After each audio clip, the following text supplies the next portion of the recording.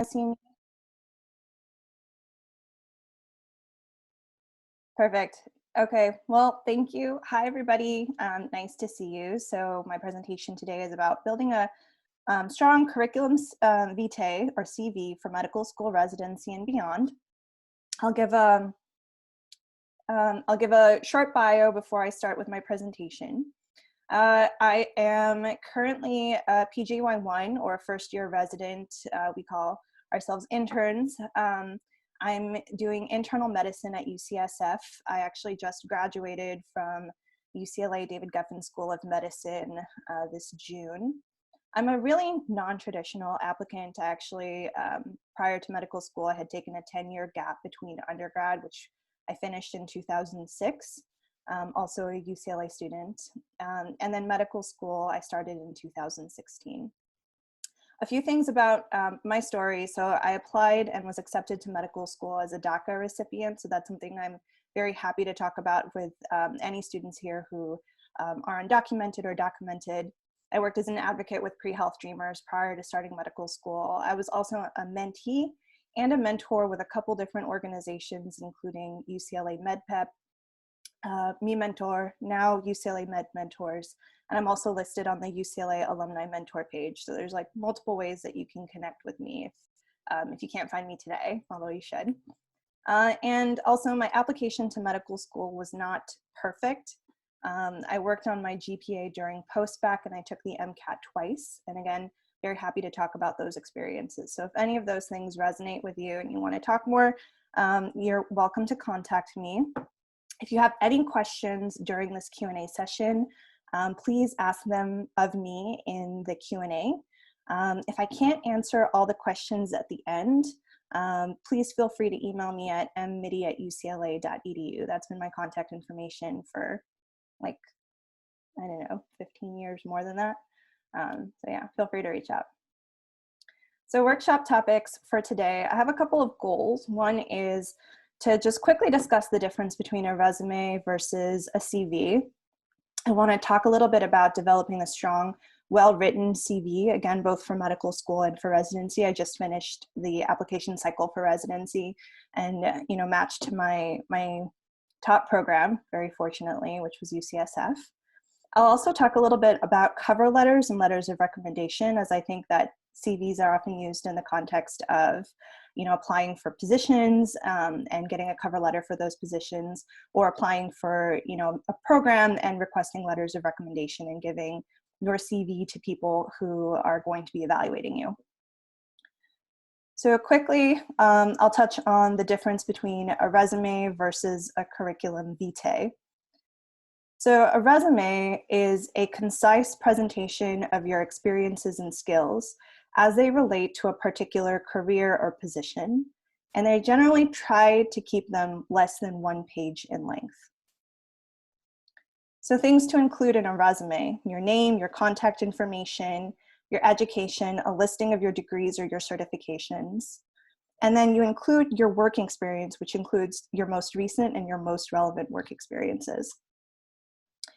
As a rule, you'll want to keep an updated, long and complete copy of your resume, and then edit it down to 1 page for your actual job applications, highlighting the most relevant accomplishments for the particular position that you are applying to. So this is very similar to a CV in some ways, but also very different. So a curriculum vitae instead is a detailed overview of your life's accomplishments, especially those that are most relevant to academia. It is also a living document, so this is something that should be frequently updated. With every academic accomplishment that you have or new experience that you have, you'll want to keep this updated. The CV can also be several pages in length, so you're not trying to cut it down to 1 page, although it can be trimmed down and tailored to the positions you apply to. So for example, if you're applying to a research position, you'll tailor your CV to highlight and emphasize your research experiences and focus in on that. If you're applying to a teaching position, then you're going to highlight your teaching experiences and put that at the top, and then trim down the other things that aren't as relevant to that particular position. But you do want to keep it fully updated, have a long living copy of this document that has absolutely everything that you've accomplished in it. So now I'll start talking a little bit about developing a strong and well-written CV. So why is it important to have a strong, well-written CV? This was something that I learned as I was, going through higher education, going through, applying for research positions. But essentially, one, you're going to submit a CV whenever you're applying to academic positions or research positions.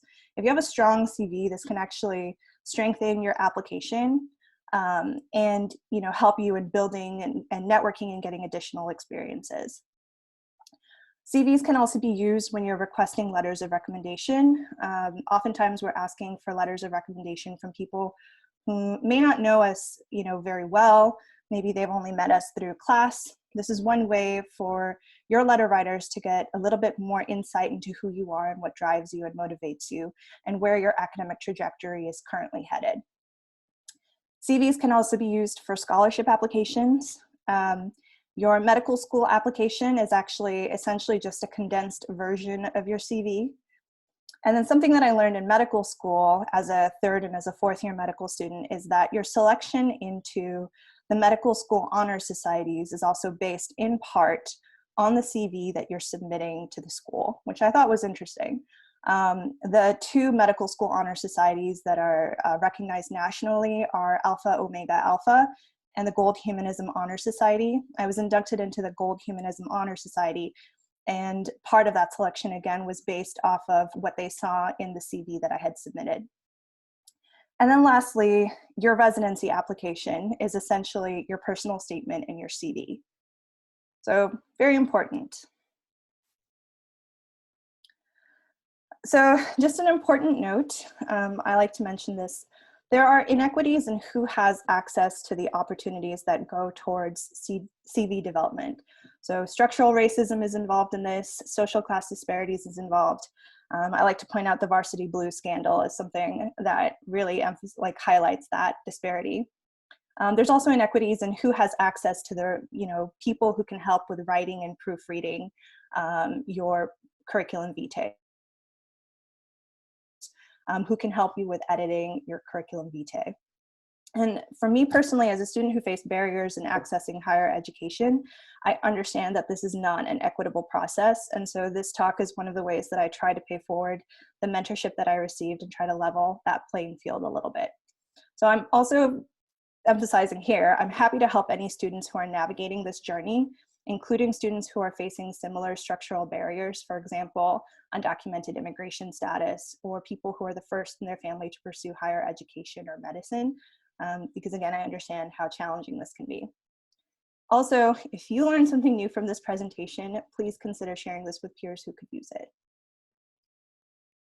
A couple of references. I actually learned a lot from the Harvard website as a budding volunteer research assistant when I was a pre-med student. This was one of the resources that I was able to use to navigate and learn a lot of these things. So I have links there that are going to be accessible, but you can Google Harvard CVs and cover letters, and it includes a really great summary and a lot of really awesome examples of what a good curriculum vitae should look like. So another important note, do not do things just to build your resume or CV. Do things that you are passionate about or that you are interested in learning about. People can really tell when you're not genuine. I think there's a lot of talk of like, oh, you have to be this cookie cutter, applicant for medical school or for residency, and you have to, do X, Y, Z. That's not really the case. People have really rich and different and unique experiences going into medical school. I had a really diverse group of classmates and learned a lot from them because everybody was coming in with unique interests and unique passions. So that said, I guess one of the big things that I want to emphasize in this talk is thinking about what are your passions, right? And this is a process of self-discovery and reflection that doesn't need to be fully realized at any given point. I think that was one of the things that I came away from learning during this journey, is that you can continue to grow and develop new interests and develop new passions as you get exposed to different things. And so you don't really develop those those interests and those passions until you give yourself that opportunity to be exposed to those things. So if you're going into medicine, one of the biggest things is, obviously clinical medicine. That, should be one of your passions going into medical school. But even within clinical medicine, it's thinking about what kind of medicine, right? And how do you demonstrate that interest? Are you interested in working with adults and going into internal medicine like I did? Are you interested in pediatrics and working with children? Are you interested in both? Maybe doing family medicine or medicine and pediatrics combined? Do you like primary care? Do you like hospital medicine? Do you like surgery? Do you like radiology? Medical school is just, sort of the tip of the iceberg. We have so many different potential career paths that we can take as physicians. The other question to ask yourself is, which communities do you want to serve? Is there a particular community that you want to work with? I didn't realize this applying to medical school, that all of the different medical programs that are out there have different clinical experiences that are open to you based on where you're working and what patient populations you're working with. So one of the things that I loved about, being a medical student at UCLA was that we rotated in a lot of different hospitals, and I got exposed to a lot of different patient populations. I worked at Allevue, I worked at UCLA Harbor, both of which are county populations. And so most of my patients there were either uninsured or underinsured, and were often Latinx or other minoritized communities. I also worked at Ronald Reagan Hospital, which is a quaternary healthcare center, which had really medically complex patient populations. I also worked at the VA, where all of my patients are veterans, and most of them are also underserved and really vulnerable in different ways. So those were the patient populations that I served. If you're looking at different medical schools, you'll notice that each population or each hospital that you train at is going to have a different community that they're working with. And so part of your development as a physician and even as a pre-medical student is thinking about, where do you ultimately want to start working and what communities do you want to serve? On top of that, so medicine is a really broad field with opportunities to do more than practicing clinical medicine. And I emphasize this to a lot of pre-medical students who are worried that, I just have to do clinical work and I have to show that I'm doing like wet lab research, and those are the things that show that I'm, going to be a doctor. And those are great things. Those are great things to do, but there's so many other things that you can do as a physician. So even within research, there's basic science research, but there's also clinical research, there's public health research, there's education research. Within medicine, I think a lot of people don't realize that we're also educators. As a resident physician, my job is to work with third-year medical students and to teach third-year medical students. As an attending physician or attending physicians, their job is to not only train the residents, but also to train the medical students as well. So we are inherently educators throughout the entire time. We're also educating our patients. So regardless of what it is that you go into, you're probably going to have some interface with patients where you're trying to teach them what's happening to them, or what we're doing, what our plan is for them. And we're also educating our colleagues, because we're each specialized in one specific patient population, or again, like different areas of expertise that we can then share with our colleagues. So education, I think, is a really big thing. Policy, I think, again, as physicians, we have a lot of we command a lot of respect for our title, for the education that we've received. And so we have a lot of influence in policy at the institutional, at the state, at the federal levels. You can do public health work, you can do advocacy. So because medicine allows you to touch on all of these different things, it's okay to start building those passions and those interests and starting to look into those things, even as a pre-medical student. And then, of course, as a human being, you have other interests as well. I love to dance, I love to go hiking, I like to cook, and those are other interests that you can build on and that you can even touch on in your applications as well. So as I mentioned, this is a process of self-discovery. And so, getting that exposure is going to be really critical. Getting exposure to clinical medicine is challenging as a pre-medical student, since a lot of those opportunities are sort of closed off to you. But there's still ways to do it. I had a lot of classmates who worked as scribes or who worked as EMTs or emergency medical technicians.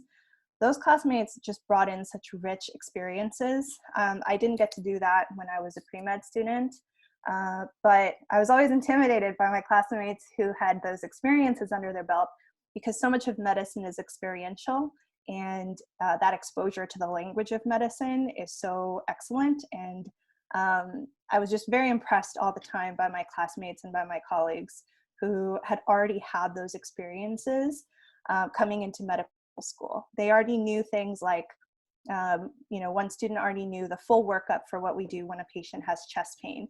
And I was just learning that for the first time, in my life, hearing these things in medical school. But some of my classmates had already taken care of patients who had chest pain, and they knew to get an EKG, and they knew to get a troponin, and they knew like all the different steps that you would, need to think about.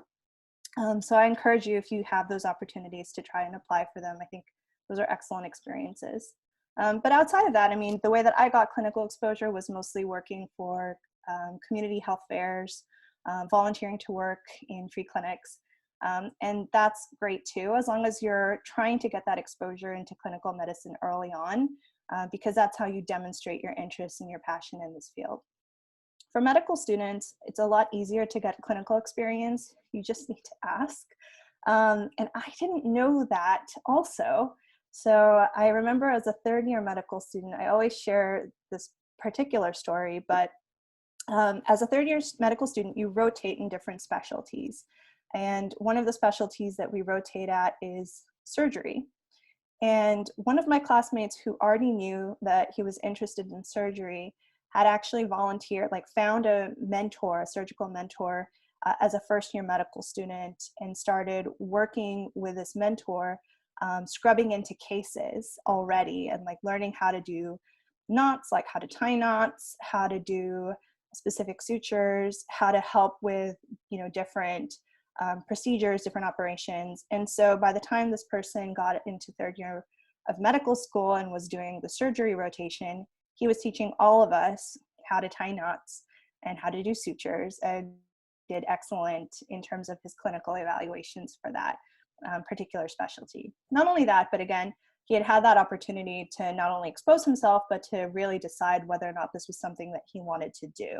And I thought that was really impressive. And I share that with a lot of students as well, because I mean, I wouldn't have thought to do that. I also wasn't interested in going into surgery, but if I had exposed myself early, who knows, maybe I might have had a different experience. I'm very happy in internal medicine though, so that's fine.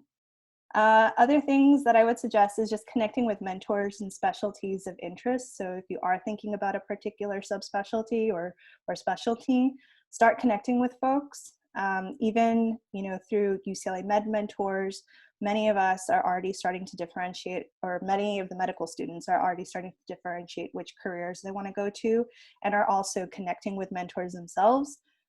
So if you're pre-med, reach out to UCLA Med Mentors. You can also go to UCLA Alumni Mentors and see if you can find other people who are UCLA alum who are in the fields that you're interested in. And I also want to give a shout out to Mi Mentor, because they really helped me as well in finding other people who were doing the things that I was interested in. So different networks and ways for you to connect with people and to get the experiences that will help you decide how you want to take your career. With regard to research, again, exposing yourself to research. At UCLA, and I'm sure at many other schools, there are ways to get course credit for the research that you get involved in. You can take, basic research coursework, but you can also get credit for, working with a research lab by doing a 194 or a 199 course.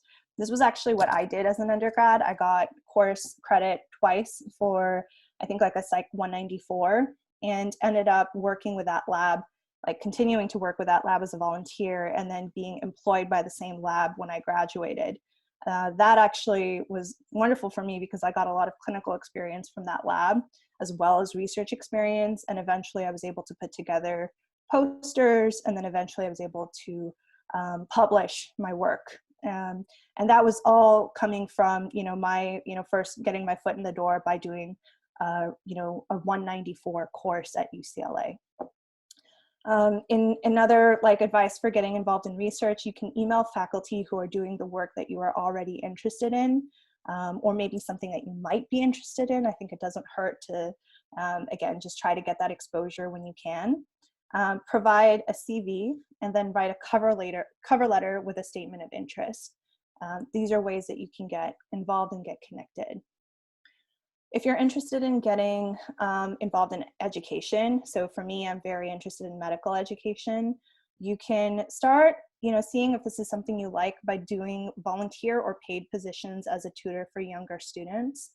You can look for opportunities to be a teaching assistant, and a bonus for that is getting to work with faculty more closely. In some places, that's limited to graduate students to be able to do teaching assistantships, but I know some of my classmates were able to do TA-ships even as an undergrad in courses in which they excelled. So if your school has those opportunities, that's something that you can do, that you can, again, get that experience, and also have a faculty person who can mentor you and who can vouch for you when it comes time to applications.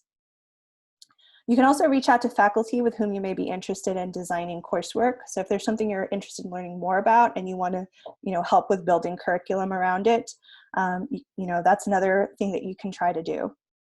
And then, of course, also just taking courses in other healthcare related fields that maybe you haven't been as exposed to. So public health, public policy, these are all interrelated. And again, as a physician, you can still be involved in many of these other avenues to really advocate for our patients. So what do medical schools look for? I'll touch a little bit on what medical schools look for, and also what residency programs look for, since again, I just finished the application cycle for residency.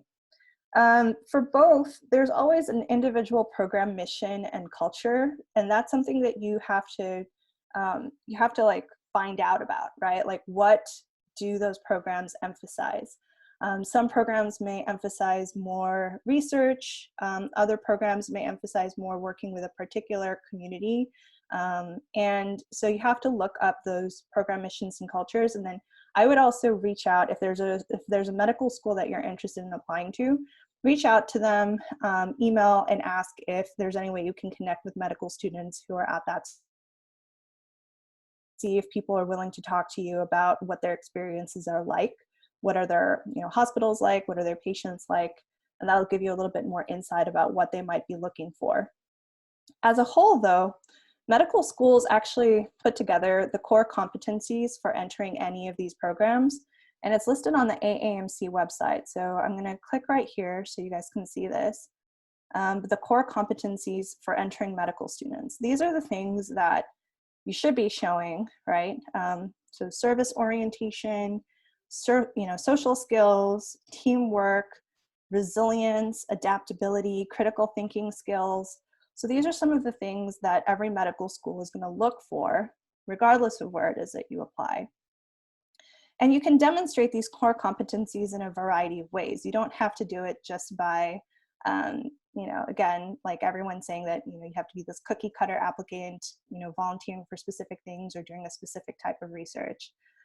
With reliability and dependability, I'm just highlighting a few things on my app that sort of show these things. I was really happy. I'm shouting out my the MDivas dance team that I joined as a fourth year medical student.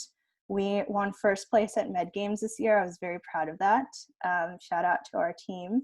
But that's one way that you can demonstrate teamwork, or demonstrate that you're reliable. For service orientation, I like to volunteer to give pre-health talks like this one. So this is one way that I try to demonstrate that passion. With regard to my critical thinking skills, my scientific inquiry, as I mentioned, I actually did autism research. I was originally interested in going into clinical psychology prior to going, down the medical school path. But it was still, research. It still involved critical thinking and scientific inquiry, and it was a place where I was able to publish and learn how to conduct research. In terms of my resilience and adaptability, I was undocumented. I did a lot of work in advocacy around undocumented immigrants. And so that's one way that I demonstrated my resilience. So again, you can show these different competencies in a variety of different ways. It doesn't have to be that like standard cookie cutter pre-med formula. How about residency programs? So what do residency programs look for? And again, every program is going to be different, and you have to do the research.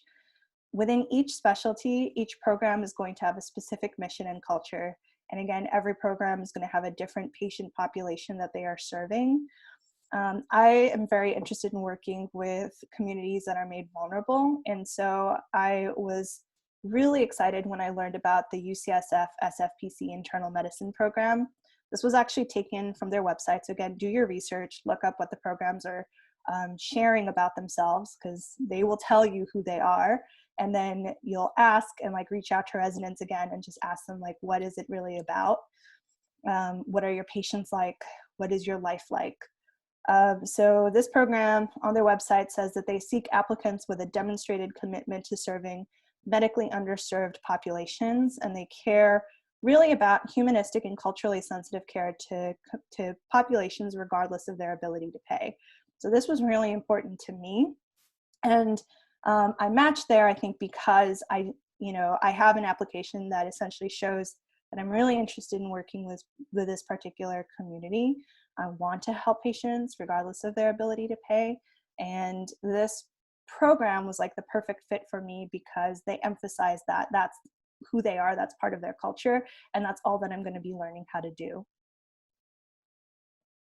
So things to include in your curriculum vitae. This is just standard information, the date that it was last updated. It's a living document, so you're going to update it whenever you have time, whenever you have a new accomplishment that you want to highlight. So you'll include the date, your name, your contact information, your education. If you have a strong GPA or you have honors, that's awesome. That's something that you can definitely showcase there. You don't have to do that if you don't feel like your grades are super strong, or if you just don't want to, you don't have to. But it's something you can highlight if you're earlier in your career. You can also include relevant coursework. So for example, if you're applying to work in a research lab, and you're maybe a sophomore in college, you can still show like if there's particular courses that you've taken that are relevant to the topic that you would be studying at that lab. You can include that as well. That are important to you that you want to gain. And then there's, sort of other standard things that you include: your professional memberships, your grants, honors, awards, any like leadership research, clinical experience that you have, teaching, community service, and then anything that you've published. At the end, you can include the languages that you speak, including your oral and written fluency for each language. And you can also include a little section for hobbies and interests and things that you want to continue to share, and that add richness and quality to your life. And then you can also add references to 3 or 4 people at the very end. So for your CV as a living document, again, always include when it was last updated. Frequently update your CV. Keep track of all of your accomplishments. And I'm going to touch a little bit on why, again, that's important. Other things, so again, it can be tailored. So your headers can be modified and moved around. In one version of your CV, you can, list your conference organizing experience as either community service, or you can list it as a leadership experience. This is just one example. Again, if you're applying for a teaching position, you can emphasize all of your teaching experiences up front. And then your research and your clinical experiences can go later. Or if you're applying for research, again, you move the research experiences to the top and maybe trim down the other experiences that you have. You'll keep an archival copy of your CV for as long as you live, for as long as you're in academia, and as many pages as you need. And again, usually you'll have to cut it down to a few pages, but you might have a very long CV. Since I've been, I was an undergrad for 4 years, and then a pre-med student for an additional 10 years as a post-bac student who was working, and then again, like 4 years of medical school. So I have 18 years of life experience. So my CV is probably over 10 pages at this time, but when I submit to anything, I always trim that down so that it's much shorter. Other things to note for CVs: use a common font like Times New Roman, font size 10 or 12. This is just, again, standard things. Margins should be between 3/4 to 1 inch in size. They're very plain, like you don't want them to be too pretty. And then look for example CVs that represent the department you are in or that you are applying to. So that Harvard link that I will share with you guys has different CVs depending, like with examples for different departments, so that you can get a sense of what's important to highlight. And then within your CV, for each experience, you'll include the type of experience that it is. For example, is it a research lab that you're working at? You'll include your title. So for, research, again, you're a research assistant or your project coordinator, whatever that title is. You'll include the name and contact information for your supervisor or someone you've worked with, including their emails. And just for yourself, you can also include their phone number. And I'll show you why this is important, because it will come up in the future for your applications for medical school and residency. And then you'll include the dates, like the month and the year that you start working, and then the end point, or it can say present if you're still doing work. You'll include the total number of hours, and then a description of the experience, which will be in this format of an active verb followed by a description of what it is that you did. And I'll show you some examples. But this is important because, again, this is going to come up for medical school applications and residency applications. And yeah, we'll go into that. So using active verbs and sentence fragments, there's a lot of lists out there that you can look up, active verbs that you can use in your CVs. So just like you can Google this, but things like accomplished, implemented, designed, co-developed, developed, led, these are ways that you can show, this is like what role you actually took in this particular project or this particular experience. You also want to quantify your accomplishments. So this is also really critical. Again, emphasizing, include the total number of hours that you worked or an estimate of the hours per week. And then again, quantifying each of the things that you've done. So you supervised X number of volunteers, you were selected out of X number of students, you were ranked in the top 5%, 10% in your class. You developed a project that reached X number of people during X number of presentations. So I give a couple of examples that I just pulled from my CVs, and I'll show you some examples of what this can look like in different ways. So this was a research experience. As I mentioned, I worked for this study for 5 years after I graduated. And so I included, what I did. So I included the dates that I was there. And this is really helpful because you'll forget these things in the future when you're including this in your applications. I mean, this happened a long time ago. I worked there in 2007. The things that I did, so I administered clinical assessments on infants and children, an average of 90 clinical hours per month over 5 years. So again, I'm trying to quantify what it is that I did. Other things, so I selected, trained, and supervised other student research assistants, supervising a total of 56 research assistants over the 4 years that over the 5 years that I was employed there. So again, you're trying to quantify the specific experiences that you've had. And I try to list everything in that one, that living copy of my CV, and then I might edit this down when I'm submitting it for a specific position, and I would just include the things that are most relevant to that position. This is an example of how I included my teaching experiences. So as a medical student, I worked as a tutor at UCLA, and I worked about 2 to 4 hours per week. And I also just listed for myself, just so that I would remember, these were all the students that I worked with, and these are all the presentations that I put together. So I, met with 2 MS1 students weekly for 1 year. And then I developed presentations for all of these different block reviews. So this is like the long version of this example for myself.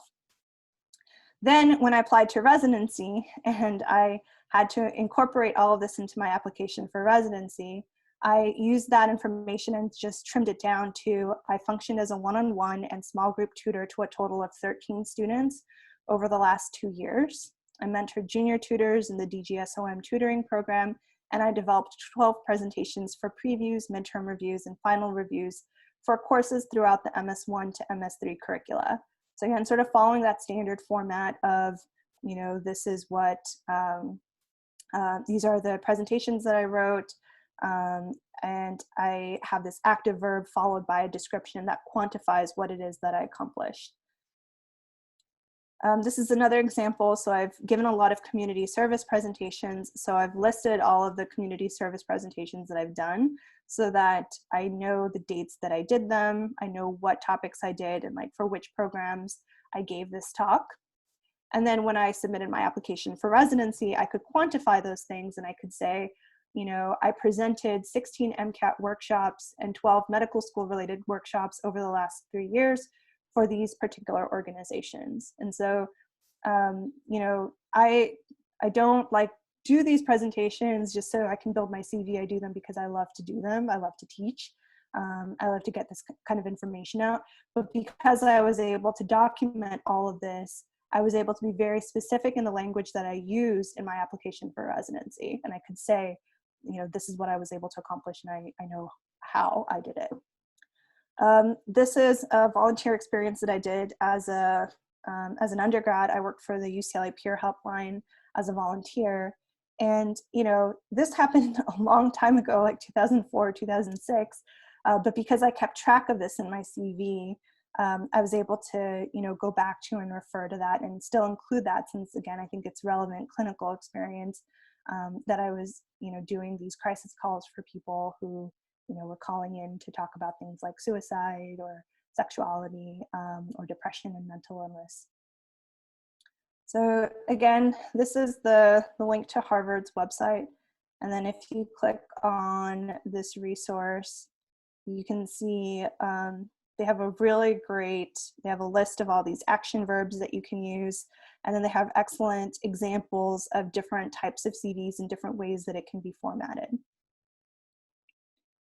Okay, a couple things. Sorry, I'm also going to answer questions at the end if I can, and if not, then if I don't get to your question at the end, please feel free to email me, and I'll be happy to chat with you more in the future. So this is an example for the medical school application. There's a part of the med school application called the 15 activities section, which is essentially just a summary of your curriculum vitae. Your focus in your medical school application is on why medicine and how you have demonstrated the that you include in your CV. You're just going to condense it into those 15 activities. You include your clinical, your research, your leadership. You can include your presentations, your posters, your publications. All the things that you've accomplished will go into your 15 experiences. In your medical school application, again, your focus is why medicine, but you also just really focus on your experiences in college and post-bac, and you only include your high school experiences if they were significant or if you continued on those projects in college.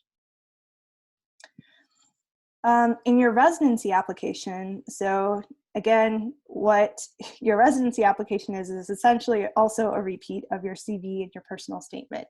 It's pretty straightforward because all you do is enter your information that you already have handy to auto-populate into their CV format. So you can see here on the side, that's what you're submitting is your CV and your personal statement, and then letters of recommendation, and then your school submits all of your grades from, you know, your time in medical school. The focus on your residency application is a little bit different. It's more on, you know, why this specialty, why this patient population, and then ultimately, what do you see for yourself in your career, and how have you demonstrated that this is sort of where you're tracking? Really important to continue to keep track of the beginning and end dates of all of your different experiences, the hours worked, and the contact information that you have for supervisors and coworkers, because that same information is going to be asked of in your CV for residency. One of the differences between the med school application and the residency application is that you can actually include experiences that happened prior to starting medical school.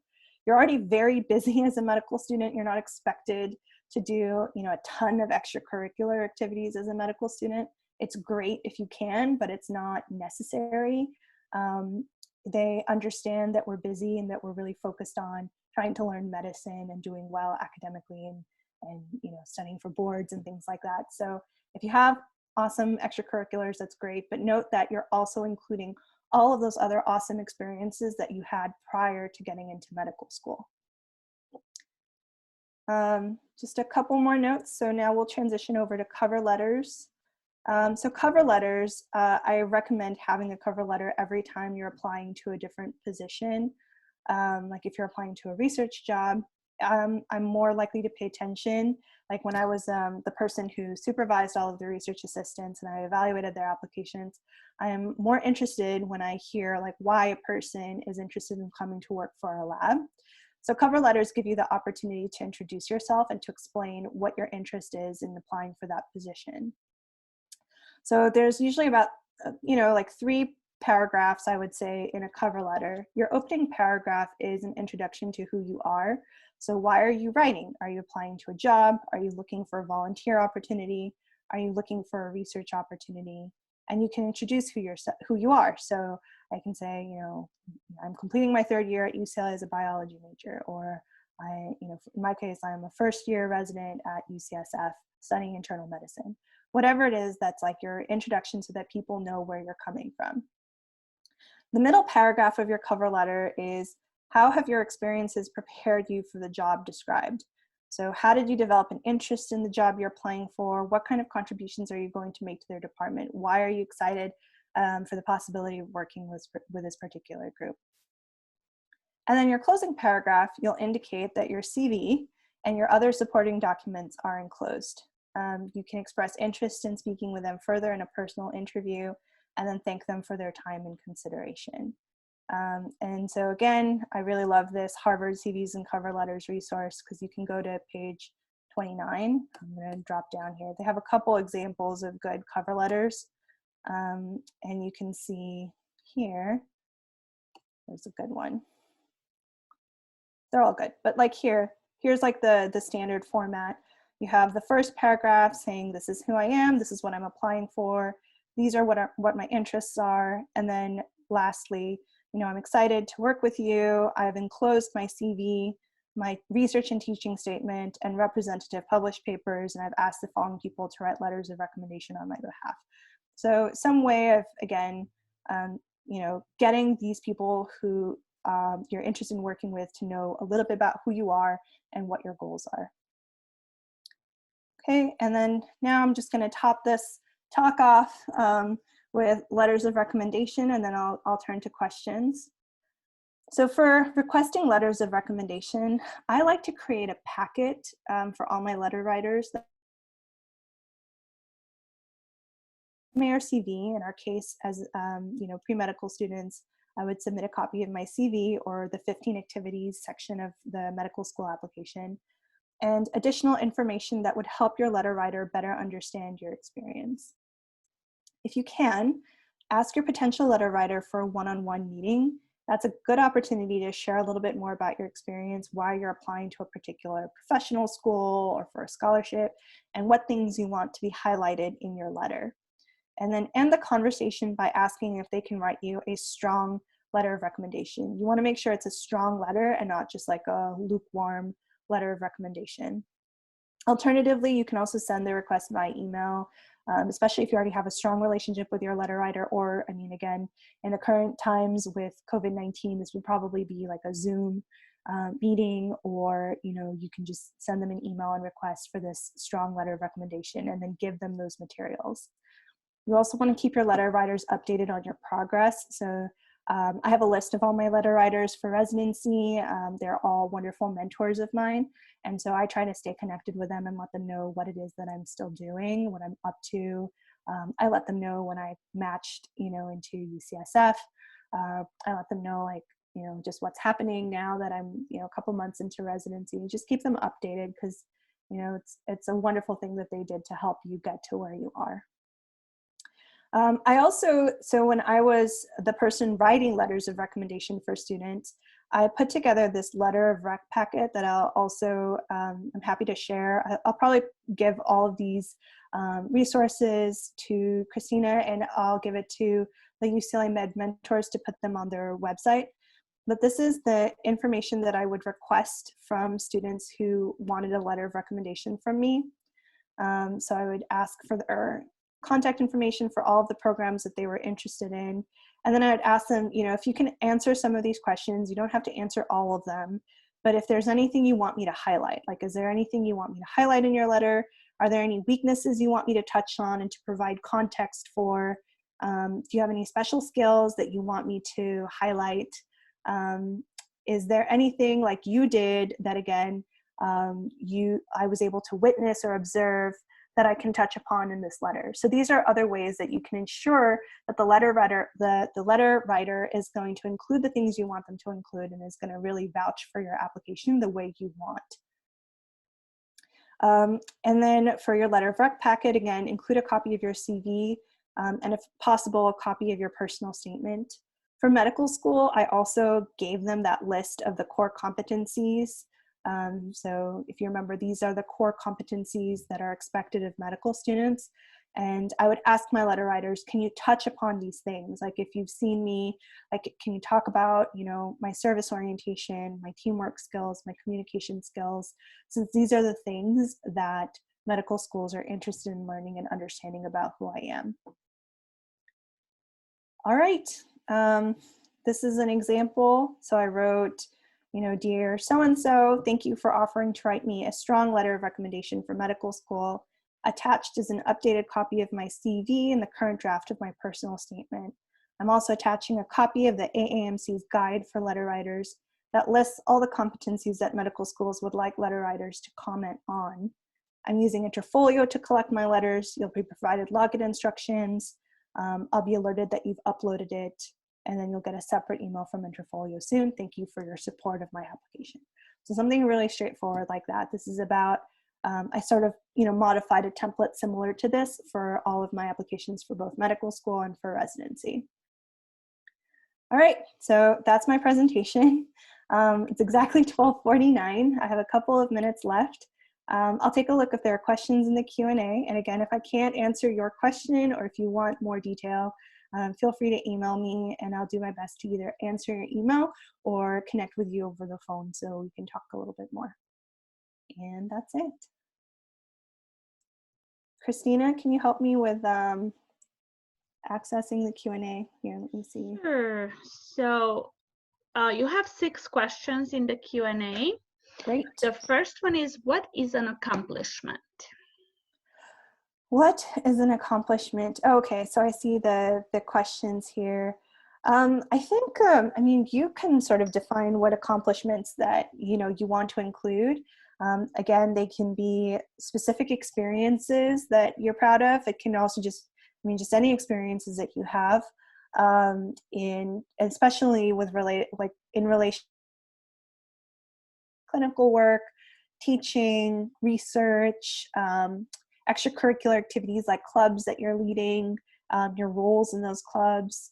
As I mentioned, things like awards that you've received, scholarships that you've received, posters you've presented, community service talks that you've given, like this talk that I'm giving, I would consider a community service talk since I'm not being paid. Yeah, all of those are accomplishments. Okay, other questions here. How do we join Alpha Omega Alpha and Gold Humanism Honor Society? This is a long question. Every medical school has different rules on this, so you have to check in with your medical school. Some schools don't even do Alpha Omega Alpha or Gold Humanism Honor Society, but they are nationally recognized. For Alpha Omega Alpha, it's usually the top 15% of the medical school class based on things like grades, step exam scores, and then they look at your CV for things like how many publications have you put out, what are your leadership roles, what are the other extracurricular activities that you have that you were able to balance getting strong grades with. For Gold Humanism, it's selected by your peers. So your peers fill out a survey essentially nominating those classmates who they feel are very compassionate. And then they also take a look at your clinical grades, and then they also look at least at UCLA, they look at your clinical grades and then they look at your CV to see what type of extracurricular activities you're involved in. All right, can you have access to the PowerPoint slides? Absolutely. What is the difference between honors and honor society? So honor societies are, again, it's like a national organization where you're recognized, you're inducted into a society where you're recognized for either like academic, like academic accomplishment, or, you know, again, for gold humanism, it's more about like your compassion, your empathy, your humanistic qualities. Will my slides be shared anywhere? Yes, I will give them to Christina and I will give them to UCLA Med Mentors to post them on their website. What would you send in if you aren't necessarily applying to a specific position, but emailing professors to see if it's possible to get involved in their research? I would include my CV, and then I would include a cover letter where I would say, you know, I'm interested in your research for XYZ reasons. This is what I want to learn, and this is where I'm going with my career. And, you know, I want to apply to medical school. I want to be a doctor. I want to study this particular disease for these reasons. Here's a copy of my CV. Okay, next question. How did I get started at the UCLA Peer Helpline? It was a volunteer position back then. I don't know if it still exists now because it was literally 2004 when I did this. But I had to do one semester or 1 quarter long training to learn how to be a crisis counselor.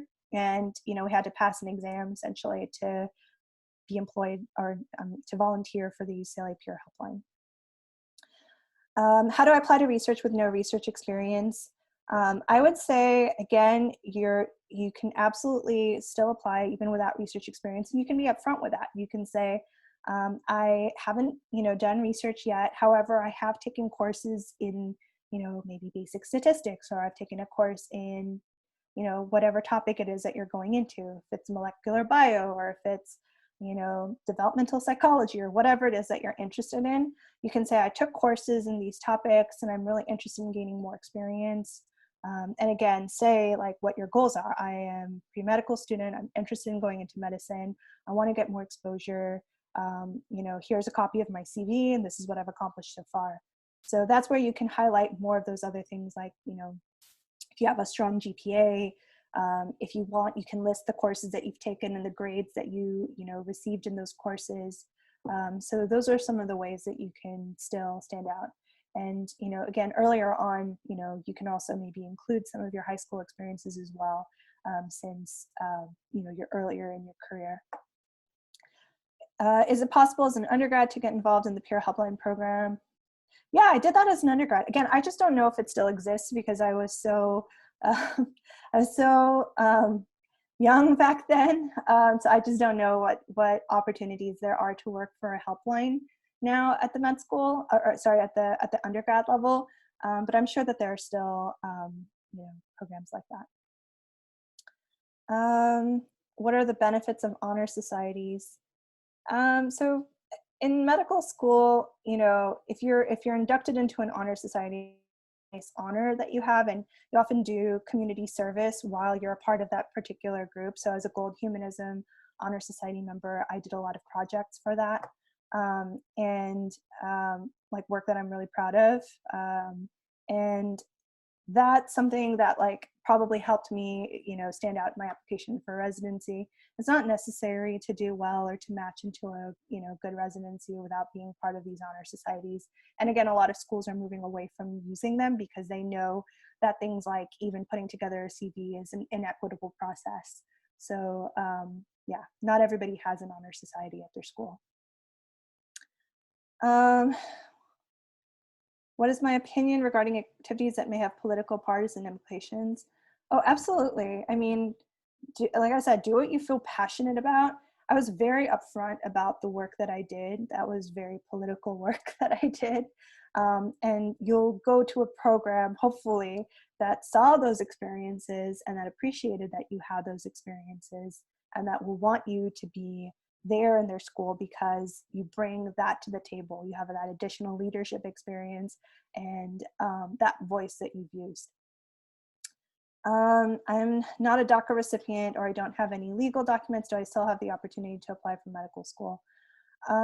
It's more challenging, but it's not impossible. It is doable. There are people who have, gone to medical school without DACA status.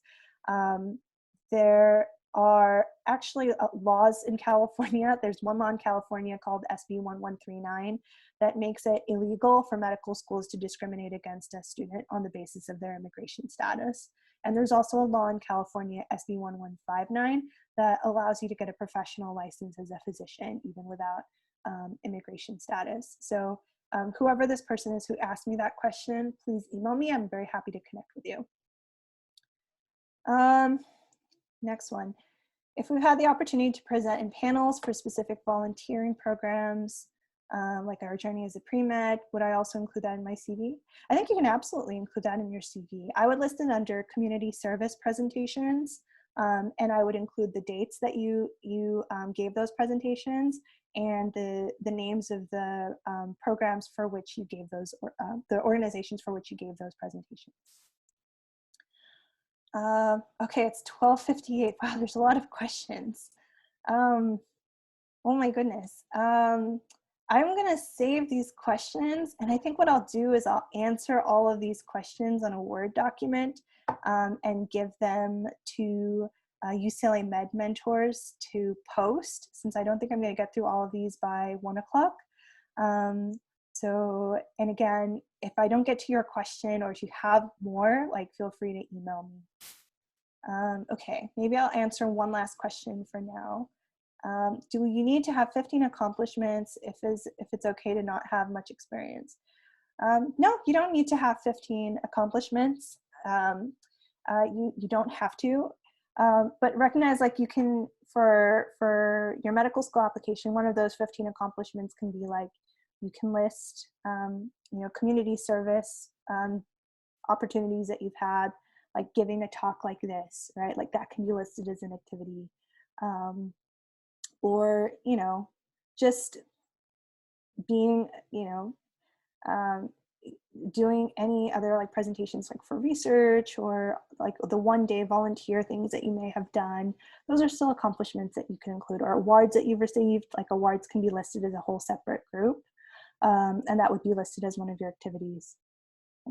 Totally fine not to have that much experience. Totally fine. Okay, it's 1 o'clock. Really excited to see so many questions here. And yeah, I will copy all of these questions. I'll answer them to the best of my ability and have them posted. And it's really good to see all of you. Thank you all so much for your participation. Mithi, thank you so much for your presentation. And for those of you who cannot find the survey, on the program on the survey link is listed under the wrong date, unfortunately, 8/21, but the title is correct. So please, if you would like to receive information about today's presentation, I really need your contact information. So please make sure that you complete the survey. So the program is there. The title is correct. It's under Med Mentor Mondays, Building Your CV for Medical School and Beyond, but unfortunately the date is listed as 8/21. So make sure that you fill out the survey. Thank you. Thank you, everyone.